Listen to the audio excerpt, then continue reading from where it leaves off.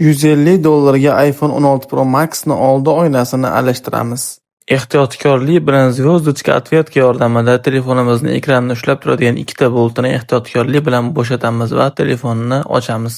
Ekranni shleyfini ushlab turadigan bir dona boltni ehtiyotkorlik bilan bo'shatib, shleyflarini chiqaramiz va $3000 lazerimiz yordamida ekranni oynasini kilayini kuydiramiz. Bu eng oxirgi texnologiya bo'lib, ekranni kuydirib qo'ymaslikka yordam beradi va sindirib qo'ymaslikka ham. Va bu texnologiya yordamida biz mijozlarga ekranni 100% holatda saqlab qolishga kafolat bera olamiz. Va ekrandan eski oynani ajratib, changsiz xonaga kirib, ekranimizni yaxshilab tozalab, unga yangi oynani o'rnatamiz va pressga yuboramiz. Press yuqori bosimda ekran bilan oynani zavod holatida qilib yopishtirib beradi. Pressdan so'ng ekran bilan oynani ichida qolgan havolarini olish uchun uni maxsus qozonimizga qo'yib havolarini olamiz.